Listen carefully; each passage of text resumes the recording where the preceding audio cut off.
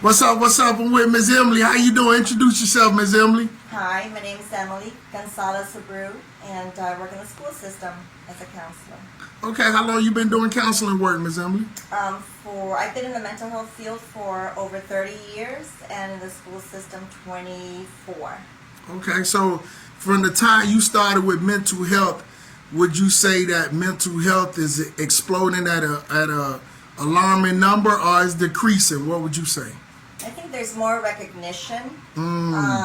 People are becoming more aware of mental health issues, and the stigma, I think, is decreasing. I'm hoping that it's decreasing because we it's okay to talk about heart issues, and it's okay to talk about diabetes. It's okay to talk about medical issues, but then when it comes to mental issues or mental health issues, people are embarrassed or ashamed, or I know in my house, I'm Cuban, and it was like only crazy people go to the therapist, and it's like no, absolutely not. When you have when you break your arm, you go to the orthopedic. You don't go to your pediatrician, or maybe you go to a pediatrician, but as an adult, you don't. You go to an orthopedic. So when you're having mental health issues, you should go to somebody who specializes in counseling to help you, because there is treatment, and you can live a wonderful life, and you can get over, not get over, but get through whatever it is that you're experiencing if you have the right services. Well understood, well understood. And listen, you do a beautiful job with that. You have made me realize that talking to somebody is definitely good for you, because sometimes we all got messed up thoughts, confused thoughts, not clarity on things. So I know you have done a wonderful job with me. I can imagine only what you do with somebody else. But question I wanted to ask you, Ms. Emily, why struggle helps shapes character? Because I used to hear that you don't need struggle to develop character. Like, struggling is overrated. What would you say about that? Well, I know that, especially from my own experience, that when I have gone through struggles, mind you, it's no fun to go through them at the time.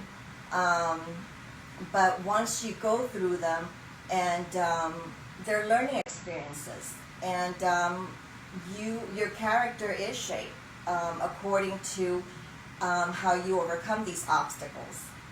It's like running a relay. When you have those hurdles, as you're running towards that hurdle, you're thinking about it. Am I going to be able to pass it? Is it going to be, you have all these doubts whether the jump will be high enough, and you have all this anxiety. But once you are able to jump over it, for that second, you have that sense of accomplishment, that sense of I did it. Yes, it was hard. I got through it, and now let me get to the other hurdle. So definitely, I have seen it in my own life. I've seen it in my daughter's life, who has a lot of medical issues, and the kids that I work with. I try to help them see not to shy away from obstacles, challenges, situations, problems. Give it whatever name you want to give it. It is part of life. It is part of life, and you just want to know that you're not alone. You know that, and especially I find that it's very helpful, especially with my daughter growing up. She always asks, did this happen to you? Or did this happen to somebody you know? And that she was asking, I realized, because she felt alone. So I acknowledge the feeling. It's really important to acknowledge people's feelings, and say, I see you, I hear you, and I'm here for you. Gotcha. And that just makes such a world of difference to folks. You said a quote earlier today. It got me excited when I heard it. You probably didn't think it'd do nothing for me, but you just probably thought it was something random, a thought that you had, and it wasn't. It didn't hit me, but it did. You said anything worth achieving doesn't come easy. Something like that. What was that saying you said earlier today, Ms. Emily? And can you explain that for me? Well, I can only, I can speak from my personal experience, and I grew up in Miami, and my parents were Cuban, and we went to school in downtown, and we lived in Little Havana. So my brother, when we say we, it was my brother and I. We were 17 months apart, and we had to get buses, and we were like 12, 13 years old, and we were scared to death because we were young. And looking back at all these obstacles, looking back at all those situations, I am who I am today, and wiser because of all these experiences. Because kids nowadays, they have a cell phone. Like my daughter, I say, you're so glued to the phone, she's so attached to me. Mind you, she's 25. And when I said, you got to start looking for your apartment, or start looking to see if you want to go to another state to live, and she's like, for what? And I said, what do you mean for what? Because you're a grown-up now, child. You could move on. She's like, no, I'm not going anywhere, Mom. I'm going to live right here with you.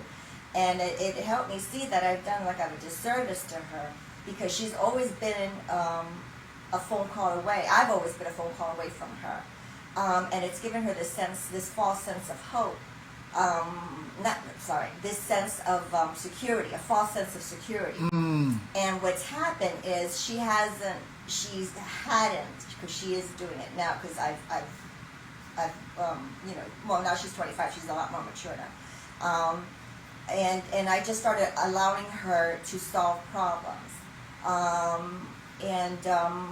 was in the first phone call whenever she was going through an obstacle. She had to problem solve. She had to sit with the feeling, the uncomfortable feeling, and she had to evaluate options. And then from there, she had to make a decision. And all of that steps is so important in a child's life. And I feel if there was no cell phones, these experiences would have developed earlier in her. Just like they developed earlier in me and my brother, because when we took the wrong bus going home, in downtown Miami, and ended up at the wrong bus, we were going to Overtown, and my brother and I were scared to death, and these lovely folks said, stop the bus, these babies are in the wrong bus, they're in the wrong bus, and we're like, we didn't know what to do, so the bus driver just dropped us off, and we were under the bridge, and my brother and I are like, well, where do we go now? That was terrifying, but we were able to realize, after we argued whose way was better to go. His way was right. If we would have gone my way, we would have gone to Liberty City. But so we went to, I listened to him, and that experience is priceless, because it taught me that I am strong. It taught me that I can make decisions. It taught me that, and of course prayers, praying a lot. It taught me that I could depend on my God. So it's an invaluable experience. And I feel that a lot of our kids nowadays, they don't have that experience, because, and as a parent, don't get me wrong, it's scary. It's scary because I'm the first, that's why I'm saying I'm the first one to take responsibility. And I told my daughter, I'm so sorry that I've always been available to you. Right. Because I was guilty of that as well. So it's a learning process. Parenting, it's not easy, but anyway, I know I deviated from the subject you asked, but definitely all my life experiences, going to Miami-Dade, getting the buses, all of that shaped me, and it's made me a stronger person. But I have to remember to also be a kinder person. I have to remember to not to take an up one attitude, like I did it, so yeah, you can do it too, because that's not helpful. So, and that's where, That's you good. know, I acknowledge my students, you know, when they come to me with their issues, and I help them try to problem solve, that definitely I don't, you know, I don't fix it for them, because that's in as they get older, they're going to need problem solving skills, and a lot of kids, you know, nowadays they don't have it. Gotcha. So, Gotcha.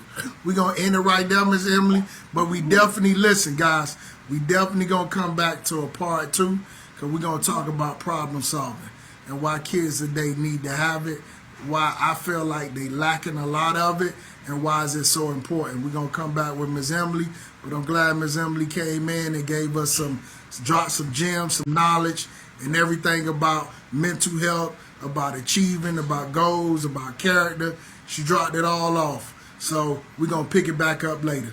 But holla at your boy. Thank you, Miss Emily. Shout y'all. Stay in tune. Let's talk about it 2.0. Holla at your boy.